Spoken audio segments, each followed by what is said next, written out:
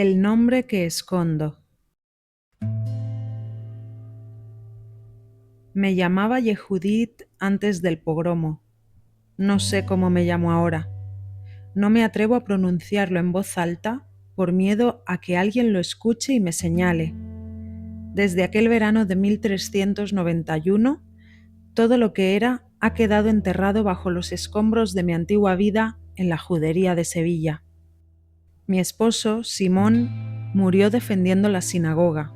Lo encontré después, apenas reconocible, la ropa empapada en sangre, los dedos aún crispados como si sostuviera el último salmo. Mi hijo Isaac apenas tenía 8 años.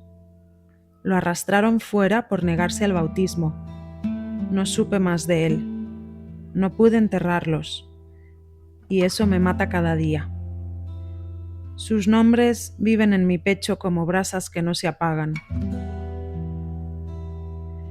Yo me salvé porque una vecina cristiana, Elvira, la panadera, me escondió en su sótano. Me envolvió en harapos, me llamó María y me enseñó a hacer la señal de la cruz. Gracias a ella respiro. Pero, ¿esto es vivir? Cada vez que oigo pasos pesados en la calle o una voz grave en la puerta, me paraliza el miedo. No solo a ser descubierta por ser judía, también a ser mujer sola, sin hombre que me proteja y me defienda. En los ojos de algunos hombres he visto el deseo mezclado con el desprecio, como si mi cuerpo, sin esposo ni ley que lo cubra, les perteneciera por derecho. La ciudad ha vuelto a su ritmo, el mercado bulle, las campanas suenan, los niños juegan en las plazas, pero yo camino entre ellos como un fantasma. Llevo una cruz colgada al cuello, pero cada noche en secreto susurro el Shema mirando al cielo.